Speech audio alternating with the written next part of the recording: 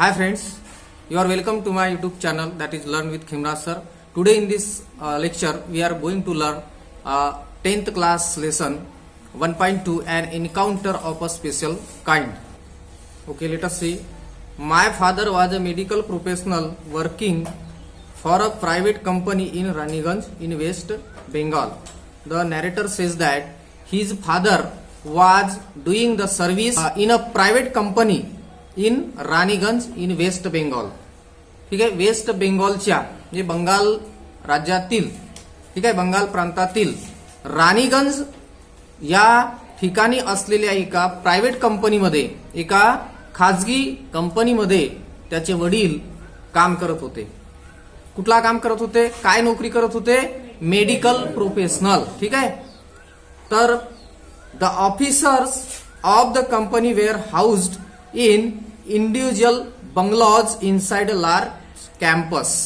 Campus म्हणजे आजूबाजूचा जो पूर्ण परिसर होता, सराउंडिंग. तर त्या ठिकाणी त्या कॅम्पसमध्ये ऑफिसर कॉलनी जी होती ती बसवण्यात आली होती. ऑफिसर लोकांची, सर्व अधिकारी लोकांची एक कॉलनी, वसाहत त्या ठिकाणी बसवण्यात आलेली होती. हाऊस्ड म्हणजे त्या ठिकाणी बांधण्यात आलेली होती. कुठे? In individual bungalows inside a large campus. त्या खूप मोठ्या त्या कॅम्पसमध्ये त्या ठिकाणी अधिकाऱ्यांसाठी, अधिकारी वर्गासाठी त्या ठिकाणी एक वसाहत बसवण्यात आलेली होती किंवा बांधण्यात आलेली होती. Our house was in the corner of the campus. आणि writer says that their house was in the corner in that large campus. त्याच भव्य अशा कॅम्पसच्या एका कॉर्नरमध्ये, एका कोपऱ्यामध्ये या निवेदकाचं, या लेखकाचं घर होतं, असं या ठिकाणी ते सांगतायत. The officers club was adjacent to the boundary wall of our garden. ठिकाणी एक ऑफिसर्स क्लब होतं आणि ते कुठं होतं? Adjacent to the boundary wall of our garden.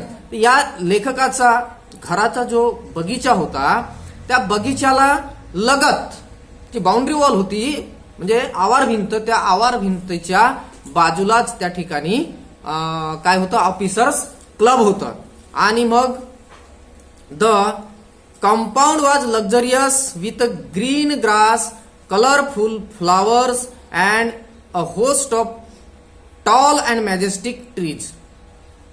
Here the narrator has described the situation or the atmosphere around his house. इथे लेखकाने आपल्या घराच्या अवतीभोवती त्या ठिकाणी कशा प्रकारचं वातावरण होतं ते सर्व वर्णन केलेले आहे. आय थिंक याच्यावरती तुम्हाला प्रश्न पण मार्जिन पेजमध्ये दिलेला आहे. Describe the campus where the writer's family lived. हा बघा या ठिकाणी describe the campus where the writer's family lived. ज्या ठिकाणी रायटरची फॅमिली राहत होती त्या कॅम्पसचे वर्णन करा. तर काय वर्णन सांगितलेले आहे या ठिकाणी की the compound was luxurious with green grass. त्यांचे जे कंपाऊंड होतं, आवार भिंत होती, ती खूप आरामदायक होती, आल्हाददायक होती. का बरं? Because of the green grass. तिथे जे हिरवे गवत होते, त्या हिरव्या गवतामुळे ती अधिकच आल्हाददायक ती आवार भिंत होती. देन कलरफुल फ्लावर्स, पुन्हा त्या ठिकाणी रंगीबिरंगी फुलं होते. देन अ होस्ट ऑफ टाल अँड मॅजेस्टिक ट्रीज. त्या ठिकाणी खूप एक मोठा झाड होता, झाडाचा मोठा बुंदा होता किंवा खोड सुद्धा त्या ठिकाणी होता.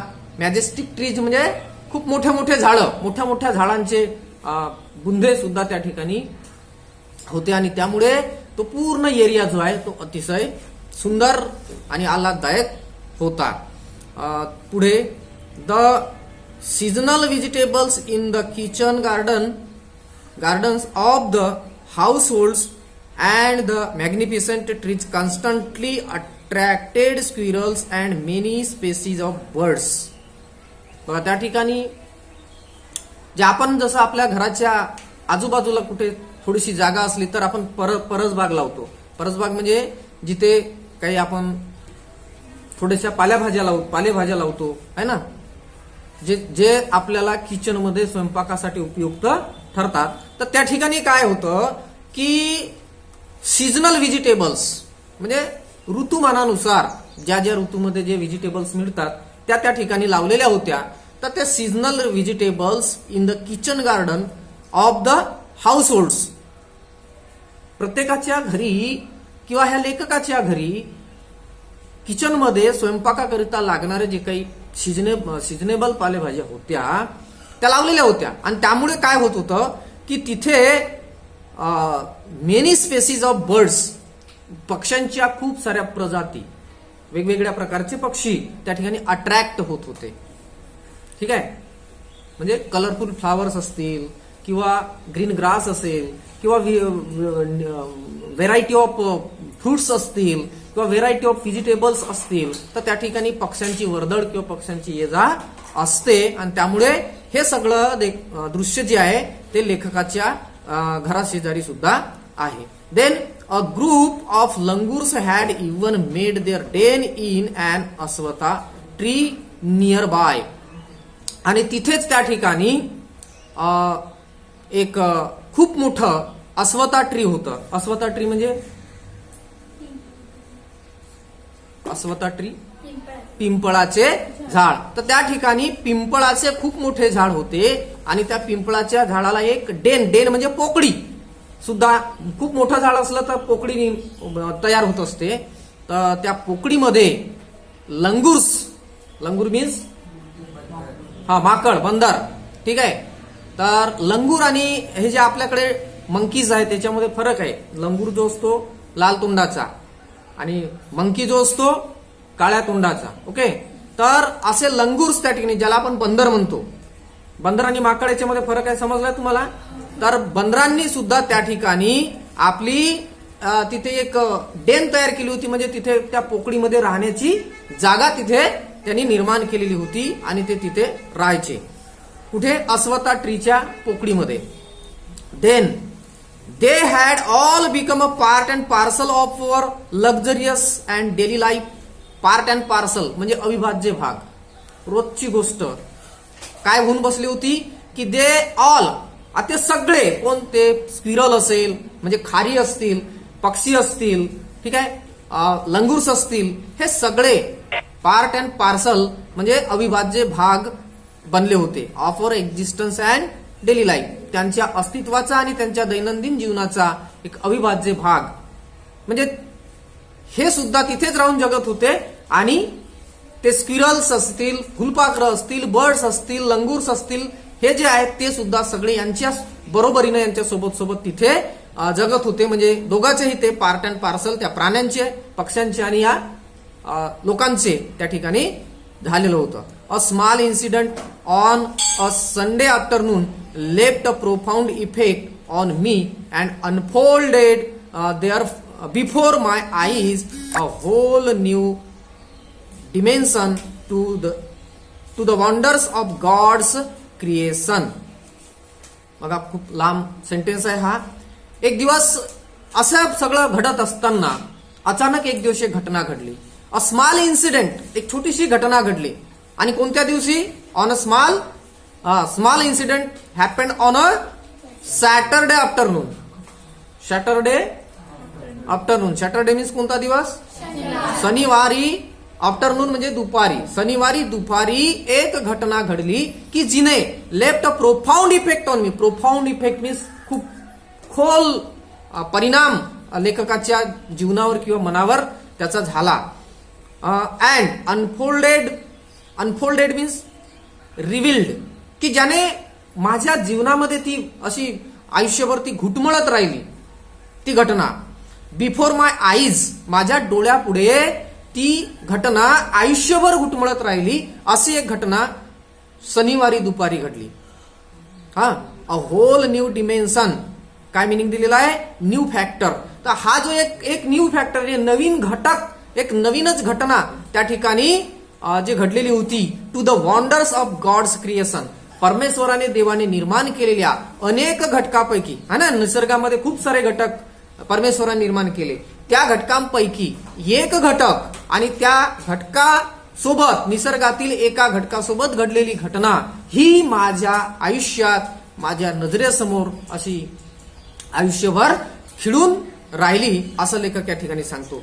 It was a few days into the puja vacation. आता हे दिवस कोणते होते?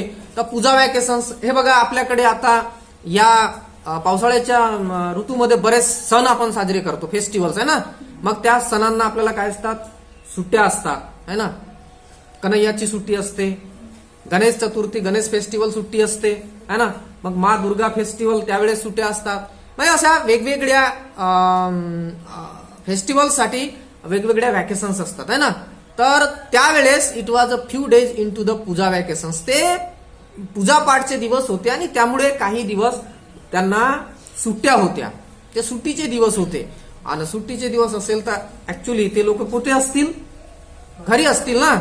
तर just like for any other child, the holidays provided an opportunity for me to become engrossed in various magazines and storybooks published specially for children in the festive season. या ठिकाणी जो narrator आहे तो आपल्या चाइल्डहुड मेमरीज सांगत आहे, आपल्या बालपणातल्या आठवणी सांगत आहे. तर जसं की वॅकेशन्स असल्या, सुट्ट्या असल्या की मुलांचा काय अभ्यासापासून थोडंसं त्यांना सवड मिळते आणि मग ते काहीतरी वेगळं काम करतात घरी. तुम्ही सुद्धा काहीतरी सुट्ट्यांमध्ये काहीतरी अभ्यासाच्या व्यतिरिक्त वेगळं काम करता. तर त्या ठिकाणी सुट्ट्या असल्यामुळे हा जो लेखक आहे हे सांगतोय की काय, की या हॉलिडेजने मला, या सुट्ट्यांनी मला एक संधी पुरवली. अपॉर्च्युनिटी मीन्स गोल्डन चान्स मला मिळाला. कशाचा? To become engrossed. Engrossed mean to be busy, एखाद्या गोष्टीमध्ये मग्न असणे, व्यस्त. तर व्हेरियस मॅगझिन्स मध्ये, म्हणजे निरनिराळ्या नियतकालिक जे मॅगझिन्स असतात ते वाचण्यामध्ये, स्टोरी बुक्स ज्या कथांच्या पुस्तकं होत्या त्या वाचण्यामध्ये, published specially for children in festive season. सणासुदीच्या काळामध्ये मुलांना वाचण्यासाठी विशेषतः ज्या पुस्तकं, स्टोरी बुक्स पब्लिश केलेल्या असतात, प्रसिद्ध केले असतात, छापलेले असतात, किंवा ज्या मॅगझिन्स असतात त्या वाचण्याची, मला त्यात मग्न राहण्याची मला एक संधी त्या सुट्ट्यामुळे मला मिळाली, असं लेखक या ठिकाणी सांगतो. मग पुढे काय झालं? आता ह्याचं लेखकाचं असं वाचणं सुरू आहे, ठीक आहे. या कामामध्ये तो बिझी आहे. मग घटना काय घडली ते त्या घटनेबद्दल या ठिकाणी ते बोलतायत किंवा सांगतायत. तर काय म्हटलं की after a hearty lunch my parents and my younger sister lay down for an afternoon nap. बघा, इम्पॉर्टंट सेंटेन्स आहे. यावर ऍक्टिव्हिटीमध्ये आपल्याला एक हा सेंटेन्स विचारला जातो ऍक्टिव्हिटी शीटमध्ये, यावर क्वेश्चन असतो की आफ्टर अ हर्टी लंच, मनसोक्त, हर्टी मीन्स मनसोक्त, सफिशियंट अँड होलसम, पुरेसं आणि म्हणजे आपल्याला आवश्यक असते तेवढं जेवण या लोकांनी केलं. कोणी? त्याच्या पॅरेंट्सनी किंवा घरच्या सर्व लोकांनी. दुपारचं जेवण, लंच म्हणजे दुपारचं जेवण, आणि ते दुपारचं जेवण, मनसोक्त जेवण झाल्याच्या नंतर मग त्याचे पॅरेंट्स मीन्स आई वडील जे आहेत, आणि माय यंगर सिस्टर्स, माझ्या पेक्षा लहान असलेले, यंगर म्हणजे लहान असलेले, एल्डर म्हणजे मोठ्या असलेल्या. तर माझ्या ज्या धाकट्या बहिणी आहेत, माझ्या ज्या लहान बहिणी आहेत, त्यांनी काय केलं? पॅरेंट्स आणि त्याच्या धाकट्या बहिणी lay down for an afternoon nap.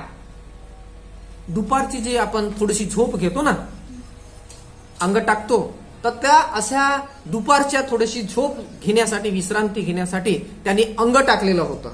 आणि मग हा लेखक काय करत होता? बघा, ट्रू फॉल्स मध्ये वगैरे ही ऍक्टिव्हिटी विचारली जाईल.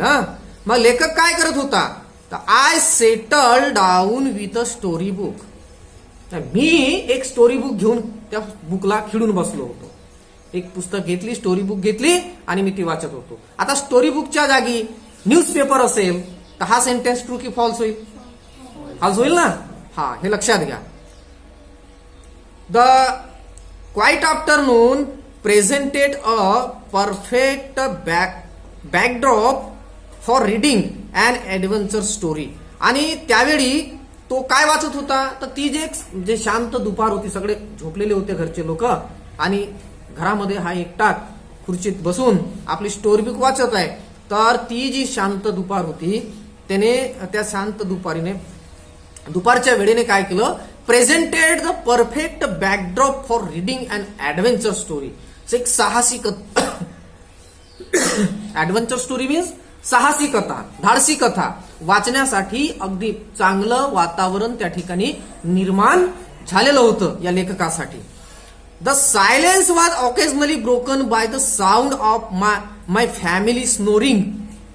आता काय झालं की शांत वातावरण आहे, हा ऍडव्हेंचर स्टोरी वाचत आहे आणि अशा वेळी ती शांतता भंग पावली. कशामुळे? तर due to the snoring. Snoring म्हणजे घोरणे. झोपेमध्ये कुणी कुणी घोरतात ना, आवाज काढतात नाकातून, तर तो घोरण्याचा आवाज येऊन लागला आणि त्यामुळे त्याची तिथली जी शांतता होती ती शांतता भंग पावली. पुन्हा आणखी दुसरी गोष्ट काय घडली, द इंटरमिटेंट चिरपिंग. इंटरमिटेंट म्हणजे सतत, regular, frequently. The intermittent chirping of house sparrows. ज्या घरात सतत हिंडणाऱ्या फिरणाऱ्या उडणाऱ्या ज्या चिमण्या असतात, फ्रिक्वेंटली त्यांच्या घरी येत होत्या, तर त्यांच्या चिरपिंग म्हणजे चिवचिवाट. तर ह्या अशा सतत येणाऱ्या चिमण्यांच्या चिवचिवाटानं and the harsh cawing of crows, the shrill call of kite flying high above the ground. आणि त्या ठिकाणी कावळ्यांचा देखील कावकाव आवाज त्या ठिकाणी येत होता. आणखी Srila call of a kite. Kite म्हणजे घार. वर आकाशामध्ये जे घार उडत होती तिचं सुद्धा कॉलिंग ऐकू येत होतं, म्हणजे तिचं सुद्धा आवाज येत होता. Srila means very high and loud sound or voice. खूप मोठा कर्कश आवाज त्या घारीचा सुद्धा त्या ठिकाणी येत होता, जी उंच आकाशात उडत होती, कारण ती ओरडत होती. Minutes ticked by. आता ह्या असा आवाज येत होता, याचा जे सायलेन्स होती तिथली शांतता ती भंग झाली आणि याचं थोडं डिस्टर्बन्स याला निर्माण झालं.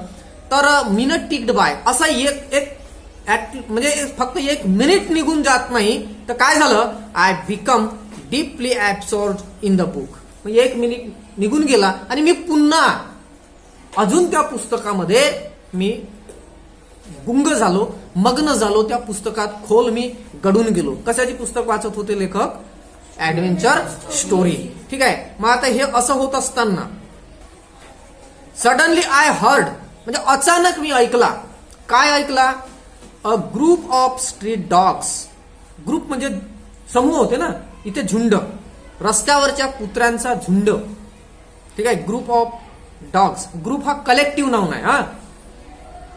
Barking furiously in the distance. बाजूला थोड्या अंतरावर रस्त्यावरच्या कुत्र्यांचा झुंड जोरजोराने भुंकताना मला आवाज आला. आतापर्यंतचे आवाज वेगळे होते आणि आता जो आवाज आला लेखकाला हा कोणाचा होता? कुत्र्यांचा होता. कुत्र्यांचा झुंड त्या ठिकाणी जोरजोराने भुंकत होता. I choose to ignore the commotion, thinking that the pack of dogs might have cornered a hapless pig. यांनी काय केलं? लेखकाने थोडा दुर्लक्ष करण्याचा प्रयत्न केला. I choose to ignore. Ignore means to avoid, टाळण्याचा प्रयत्न केला. काय टाळण्याचा? Commotion. Commotion means very big noise. तो जो खूप मोठा आवाज, गोंगाट होता, तो टाळण्याचा, त्याच्याकडे लक्ष न देण्याचा त्याने विचार केला. का बरं? कारण thinking that the pack of dogs might have cornered a hapless pig. Hapless means unfortunate. एखाद्या बिचाऱ्या डुकराला, पिग म्हणजे डुकर, एखाद्या लहानशा छोट्याशा डुकराला या कुत्र्यांच्या झुंडानं, पॅक म्हणजे झुंड, त्यांनी काय केलं असेल? घेरलं असेल आणि म्हणून ते कुत्रे भुंकत असतील. कोणावरती? त्या पिगवरती, डुकरावरती ते भुंकत असतील असं याला वाटलं आणि म्हणून त्या आवाजाकडे दुर्लक्ष करण्याचा लेखकाने सुरुवातीला प्रयत्न त्यांनी केला. बट सून, पण लगेच काय झालं? तसं नव्हतं ऍक्च्युली. त्या कुत्र्यांचा आवाज जो होता तो त्या डुकराच्या मागे नव्हता किंवा तिथे डुकर कुणी नव्हता. तर झालं काय?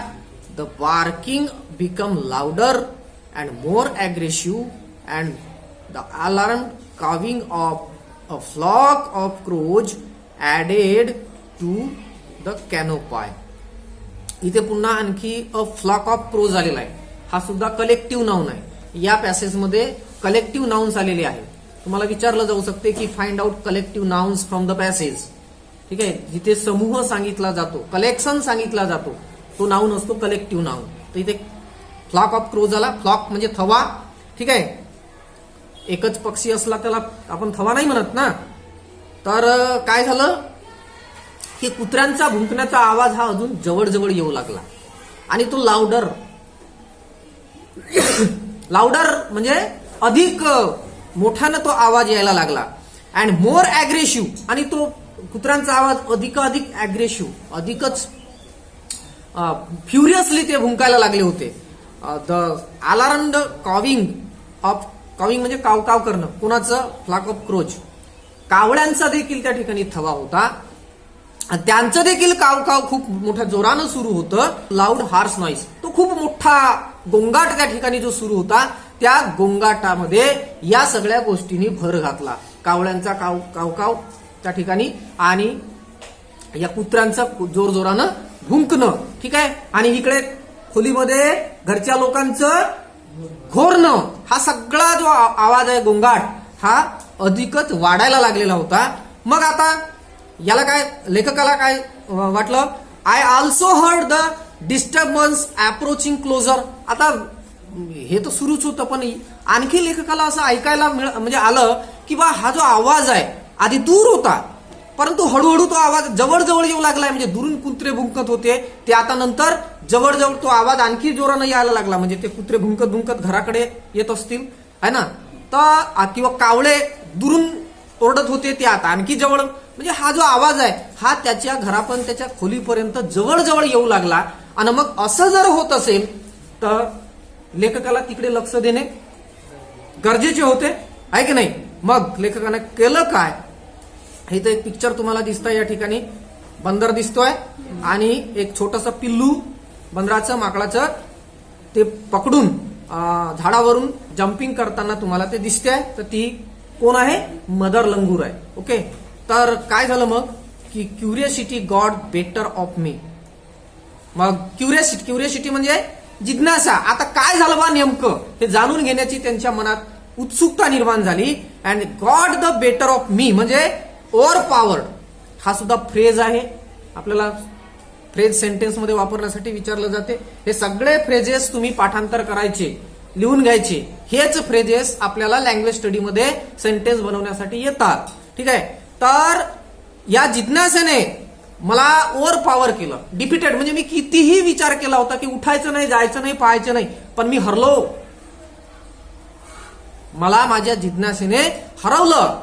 आणि लिव्हिंग द बुक असाइड म्हणजे बाजूला, लिव्ह म्हणजे टाकणं, सोडणं. तर लिव्हिंग द बुक असाइड, मी माझी पुस्तक बाजूला टाकून, ठीक आहे, काय केलं? I rushed to the veranda. मी घाईघाईने वरांड्याकडे निघालो. कशासाठी निघालो? तर to see what was going on. काय? तर तिकडे काय घडत आहे ते पाहण्यासाठी, ते बघण्यासाठी मी घाईघाईनं तिकडे निघालो. ओके, इथपर्यंत स्टोरी तुम्हाला समजली.